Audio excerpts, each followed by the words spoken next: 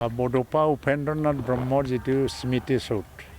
সেইটো উন্নত কৰিবৰ কাৰণে ৰাজ্য চৰকাৰৰ তৰফৰ পৰা এবাৰ ৱেলফেয়াৰ অফ বডোলেণ্ড ডিপাৰ্টমেণ্টৰ থ্ৰুৱেদি 5 কোটি টকা মঞ্জুৰি দিয়া হৈছিল। প্ৰজেক্ট যিটো এণ্ট্ৰেন্স গেট আৰু ক্ৰিমেটৰিয়াম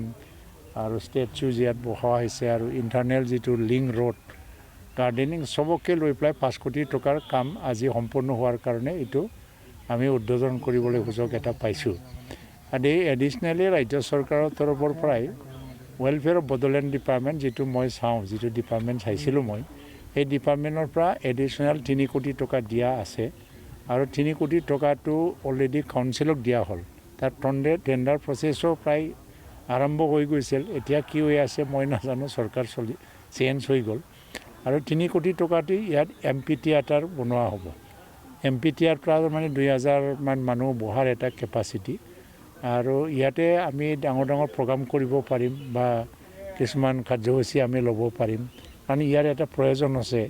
এনুৱেলি 2বাৰ প্ৰগ্ৰাম হয় ইয়াত। তাৰ মানুহ গেডাৰিঙৰ কাৰণে চামিয়ানা বহাব লাগে, আকৌ তাৰ কাৰণে বেলেগৰ ব্যৱস্থা কৰিব লাগে। সেইখিনি প্ৰব্লেমটো দূৰ কৰিবৰ কাৰণে MP থিয়েটাৰ ইয়াত কালচাৰেল প্ৰগ্ৰাম পৰ্যন্ত কৰিব পৰাকৈ তাৰ এটা প্ৰজেক্ট আমি বনাইছোঁ। মুঠ 8 কোটি টকা ৰাজ্য চৰকাৰৰ পৰা দিয়া হৈছে আৰু আগত কাউন্সিলৰ পৰা 2 কোটি টকা দিয়াৰ এটা এনাউন্সমেণ্টো আছিল। 2 কোটি টকা কাউন্সিলৰ পৰা এতিয়া দিয়া হোৱা নাই, কিন্তু মই ভাবোঁ যে 2 কোটি টকা মাত্ৰ নিদি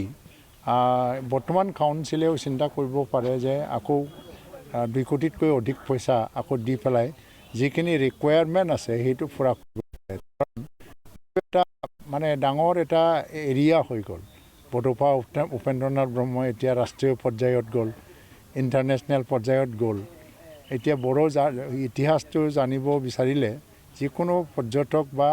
ইতিহাসবিদসকলে ইয়াত আহিবই। সেইমতে আমি অলপমান ইয়াৰ ষ্টেণ্ডাৰ্ডটো অলপ গ্ল'বেল ষ্টেণ্ডাৰ্ডত লৈ যাব লাগে। তাৰ কাৰণে কিছু টকাৰ প্ৰয়োজন, কাৰণ ইয়াত ইনফ্ৰাষ্ট্ৰাকচাৰ ইমান নালাগে, নেচাৰেল ৰাখিব লাগে। এইটো মেম'ৰিয়েল গ্ৰাউণ্ড,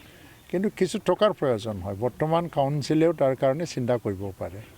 দতমাস্থিত থুলুংগাপুৰী বড'ফা উপেন্দ্ৰনাথ ব্ৰহ্মৰ এই পবিত্ৰ স্থানখন উন্নত কৰাৰ কাৰণে ইয়াতে ৰাজ্য চৰকাৰৰ তৰফৰ পৰা ৱেলফেয়াৰ অফ বডোলেণ্ড ডিপাৰ্টমেণ্টৰ পৰা আৰ্থিক অনুদান প্ৰদান কৰা হৈছিল আৰু এইটো সম্পূৰ্ণ হৈ উঠাৰ পিছত আজি আমি একত্ৰিতভাৱে অসমৰ মাননীয় মন্ত্ৰী উৰ্খাগৰা ব্ৰহ্ম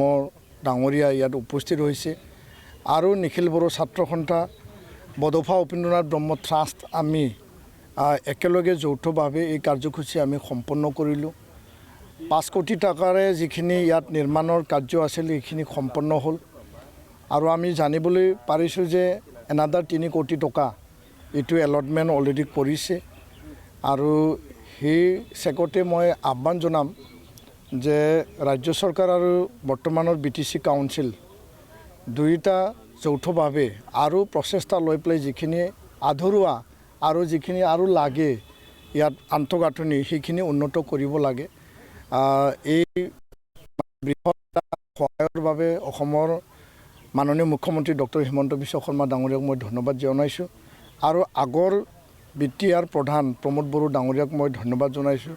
আৰু মই বৰ্তমানৰ BTC প্ৰধান হাগ্ৰামা মহিলাৰী ডাঙৰীয়াক ইয়াত আন্তঃগাঁথনিৰ কাৰণে পৰ্যাপ্ত যিখিনি মানে নিৰ্মাণৰ যিখিনি কাম বা যিখিনি আৰ্থিক অনুদান প্ৰদান কৰিব লাগে বুলি মই আজি ইয়াত আহ্বান জনাইছোঁ, দাবী ৰাখিছোঁ। আশা কৰিছোঁ যে এই থুলুংগাপুৰী বিশ্বৰ কাৰণে ভাৰতবাসীৰ কাৰণে এটা কেন্দ্ৰৰ থলী হ'ব আৰু সদায় আমি এই স্থানত থাকি অনুপ্ৰেৰণা পাই আহিছোঁ। জাতীয়তাবাদ, জাতিসত্তা, জাতি নিৰ্মাণৰ কাৰণে আমি উপেন্দ্ৰমৰ আদৰ্শৰে সদায় আমি কাম কৰি যাম। আমি পুনৰ আজি তেখেতক সেৱা জনাই শ্ৰদ্ধাঞ্জলি জনাই পেলাই এই পবিত্ৰ গণৰাজ্য দিৱসত আমি পুনৰ সংকল্প লৈছোঁ। ধন্যবাদ। এটা ডাউট হৈছে, এইটো 5 কোটি টকা যিটো বনাইছে এইটো ডাউট হৈছে। 5 কোটি টকাত এইটো অকল গেট আৰু সেইটোহে বনাইছে, এইটো অলপ ডাউট হৈছে ন? কামবিলাক ইয়াত এষ্টিমেটত আছিল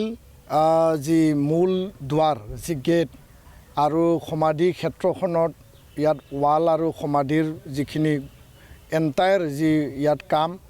লগতে এই ৰাস্তা আৰু তলত ড্ৰেইনেজ বনোৱা হৈছে আমাৰ মানে তথ্য যি এষ্টিমেট বিভাগীয়ভাৱে PWD যি বনাইছিল আৰু লগতে এটা ঘৰ মানে ষ্টাফ কোৱাৰ্টাৰ আৰু অফিচ সাজি ওলাইছে ইলেক্ট্ৰিফিকেশ্যন আছে আৰু পানীৰ ব্যৱস্থা আছে বিভিন্ন ইয়াত যিখিনি এষ্টিমেটত ৰখা হৈছিল আৰু সেইপিনি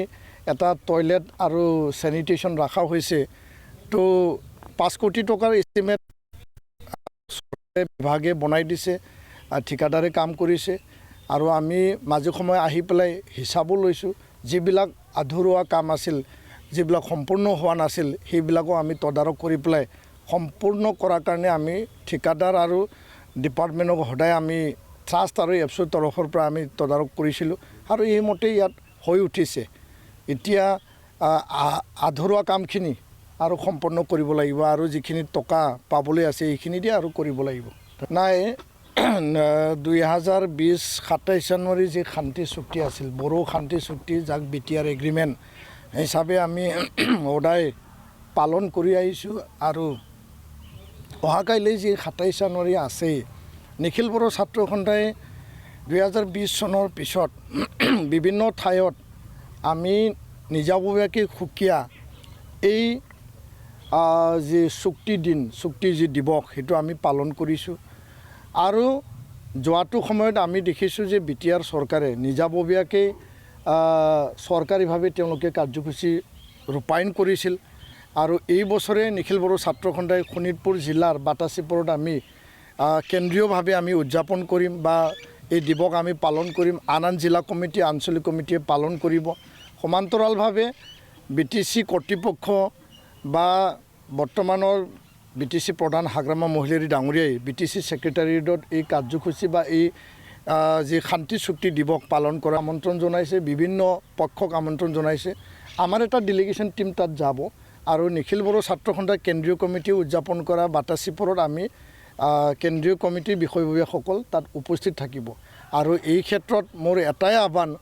2020 পৰা আজি 2026 আজি পবিত্ৰ দেশৰ এটা গৌৰৱৰ দিন গণৰাজ্য দিৱস আৰু অহাকাইলৈ চুক্তিৰ দিন এই সময়ত চুক্তিৰ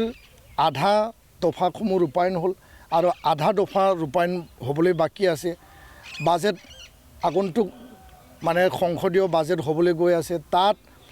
চুক্তিৰ যি মানে তাত সংবিধান সংশোধনী বিধেয়ক মানে BTC বা BTRক অধিক ক্ষমতা সম্পন্ন কৰাৰ কাৰণে যি বিধেয়ক সেইটো আনিব লাগে বড়ো কছাৰী কাউন্সিলৰ ৰূপায়ণৰ কথা আছে কাৰ্বি আংলং ST হিলৰ সম্পূৰ্ণ উইড্ৰ আৰু জেলত থকা NDBক মানে মুকলি আকাশত অনাৰ কথা আছে এই সকলো যিখিনি দফা আখৰে আখৰে প্ৰধানমন্ত্ৰী ডাঙৰীয়াই গৃহমন্ত্ৰী ডাঙৰীয়াই মুখ্যমন্ত্ৰী ডাঙৰীয়াই যি প্ৰতিশ্ৰুতি প্ৰদান কৰিছিল আখৰে আখৰে ৰূপায়ণ কৰা দাড়িকমা ৰূপায়ণ কৰা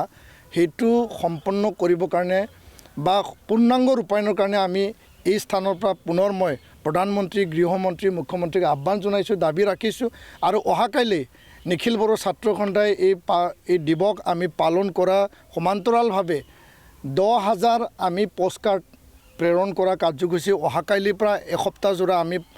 এইটো কাৰ্যসূচী আমি ৰূপায়ণ কৰিম লগতে 5,000 ইমেইল প্ৰধানমন্ত্ৰীক 10,000 পোষ্টকাৰ্ড আমি পঠাম এসপ্তাহত 5,000 ইমেইল আমি পঠাম যাতে পূৰ্ণাংগ ৰূপায়ণৰ ক্ষিপ্ৰতা চৰকাৰে কাম কৰে সেই কাৰ্যসূচী এইটো এটা গণতান্ত্ৰিক আন্দোলনেৰে এটা অংশ হ'ব চুক্তি দিৱসৰ দিনা আমি এই দুইটা কাৰ্যসূচী ৰূপায়ণ কৰিবৰ কাৰণে আমি সাজু কৰিছোঁ ধন্যবাদ